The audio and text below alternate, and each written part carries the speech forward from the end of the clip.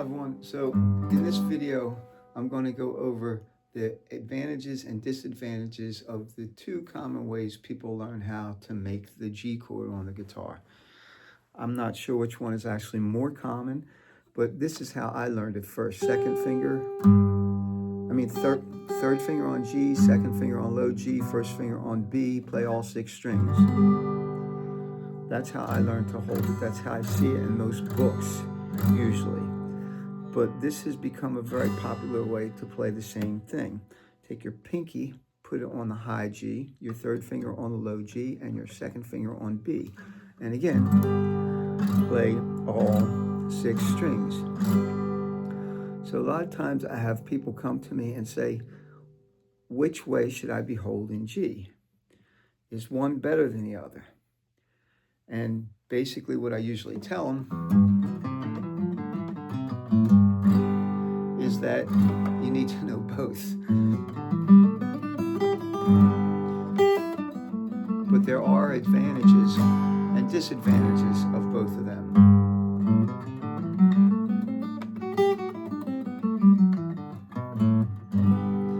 So I'm going to go over some of what I consider to be the advantages and disadvantages of both of them.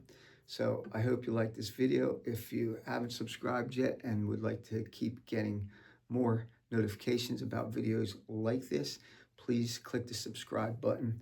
Your likes are always appreciated, as are your comments and any support. So the G chord is the notes G, B, D. When we hold down 6 strings, we're duplicating something. G, B, D, G, B, G. So there's 3 G's in there, there's 2 B's, and there's 1 D. So let's start with this chord.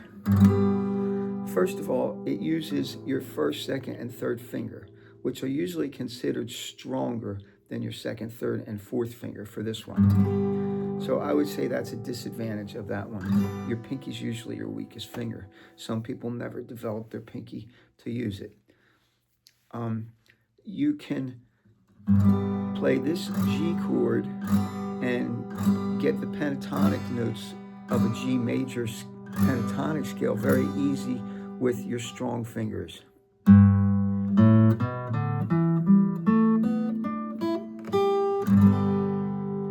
Whereas if you do the same thing this way, you're going to end up using your pinky more often. It would look like this.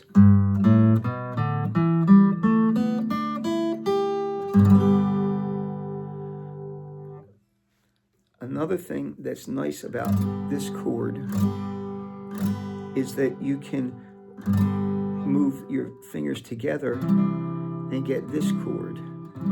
Again, using your strongest 3 fingers. This is a G chord. This is a C at 9.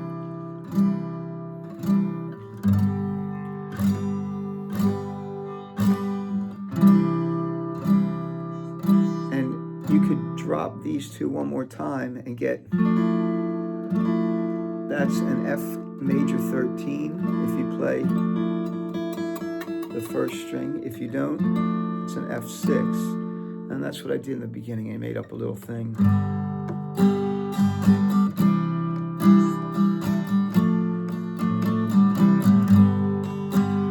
Very similar to just going.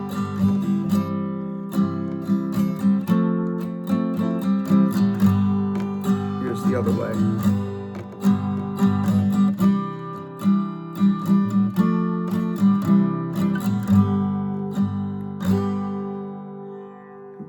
Both of these grips are useful to play the entire F major scale. It just ends up using different fingers.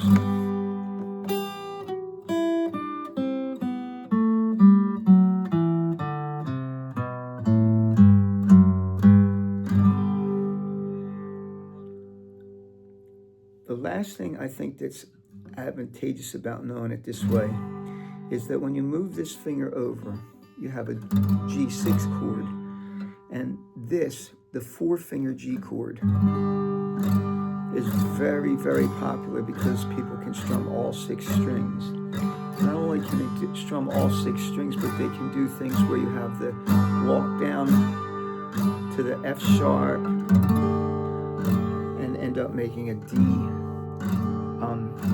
sus4 with F sharp in the bass, to an E minor 7, and then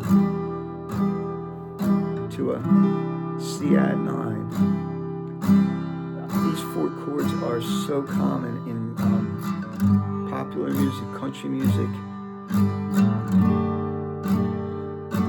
People like Tim McGraw, Luke Combs, Taylor Swift, Ed Sheeran have used these chords, put a capo on their guitar and moved them up and down the neck and fashioned all different kinds of songs with these 4 chords, which are more related to this G chord.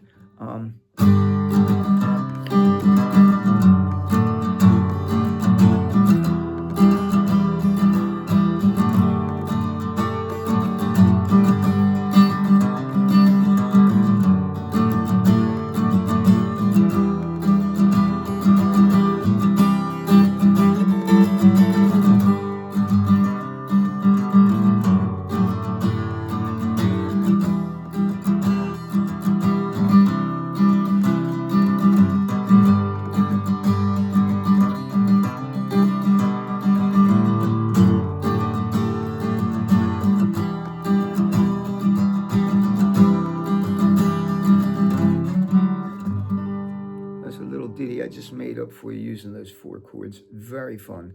Very fun when you put a capo on and do them up higher too. Okay, so that's enough about this G chord shape. I think I covered pretty much everything. This G chord shape is very popular among a lot of people because it's so much easier to get to a C chord. First of all, if you just move these 2 fingers down and leave your pinky in place, that's actually a C major 7 chord. This pinky doesn't have to stay there.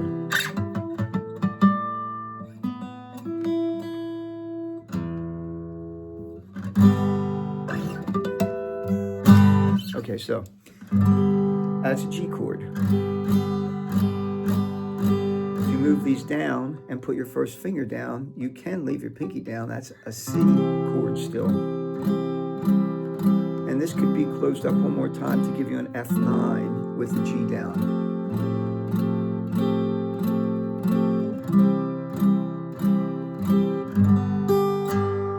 Three very pretty chords, G.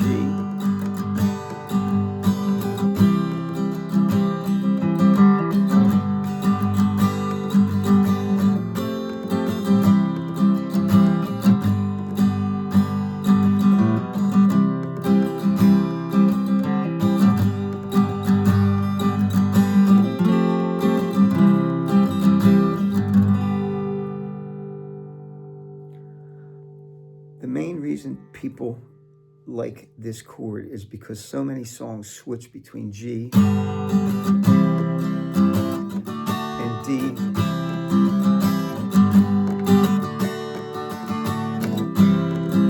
and C.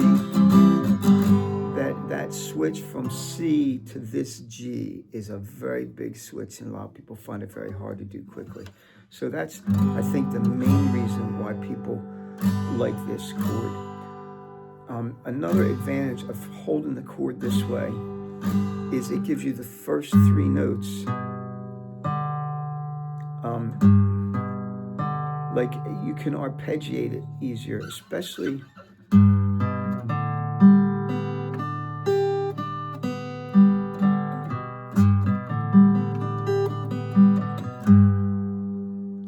I guess you could do that pretty well this way too. Let me show you another way. What I missed here was this. When you do this, this finger's actually free to play the D and the G, which gives you a way to move the shape up. This is called a G chord shape. Move it up and arpeggiate other chords with the same shape.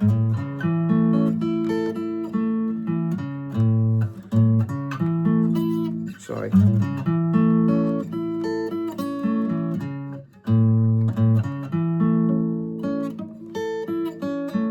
I'm doing it wrong. It would be like this.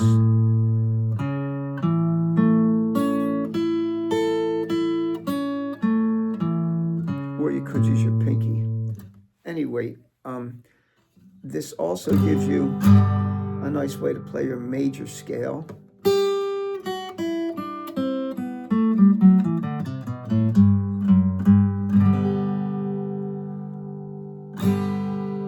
It's just harder, I think, because you're using your pinky.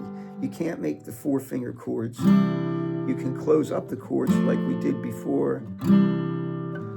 Have that same pretty chord progression.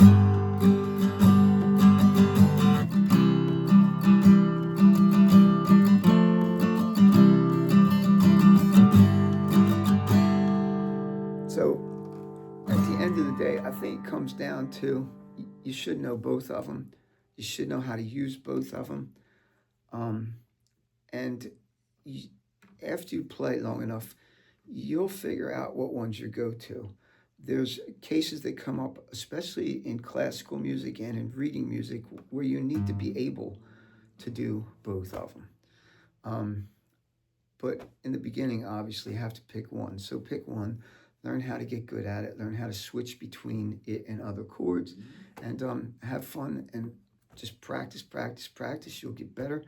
And I hope you get to play a lot of guitar. Thanks for watching.